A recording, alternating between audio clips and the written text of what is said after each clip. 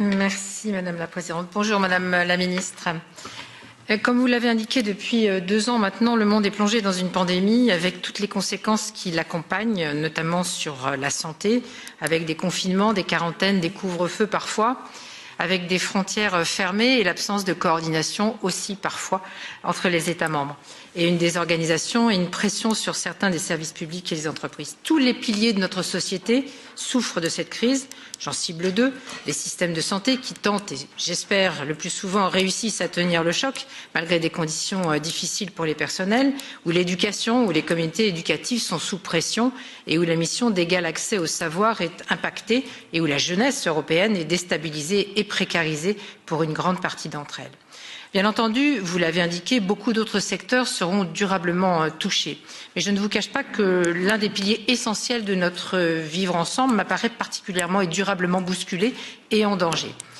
Or, la culture, puisqu'il s'agit d'elle, a une part si importante dans notre capacité à partager, à éviter le repli sur soi et les affres de l'obscurantisme.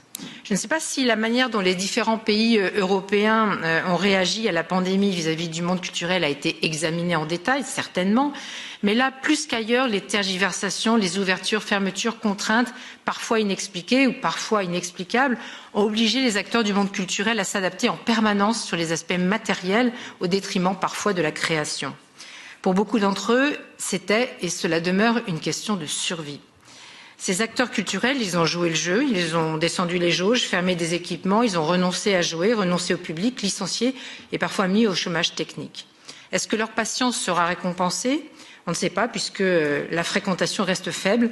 En France, par exemple, près de 50% des personnes ne sont pas retournées dans un lieu culturel, ce qui n'est pas simplement dû au fait que l'habitude est perdue, mais aussi parce qu'il y a une grande forme d'incertitude.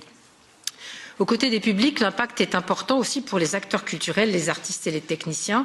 Dans une économie culturelle à l'arrêt, la vigilance doit être accrue pour continuer de soutenir ce secteur et éviter que des dizaines de milliers de personnes ne glissent dans la précarité.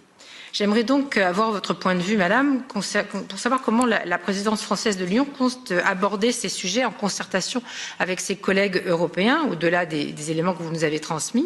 Par exemple, est-ce que vous seriez d'accord pour que des fonds ou d'autres fonds européens d'urgence soient mis en place pour soutenir les milieux culturels? Pourriez-vous préciser ce que la présidence française entend quand elle indique, et je le partage, que la culture occupe une place prépondérante dans ses priorités?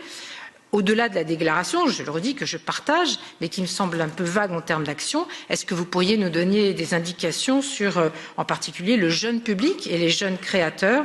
Et puis enfin, un peu comme le précédent collègue l'a évoqué, puisque la France a dit vouloir se concentrer sur l'environnement numérique avec les accords sur le DSA et le DMA, comment allez-vous aborder la protection et la promotion de la diversité des contenus culturels et numériques? Merci beaucoup.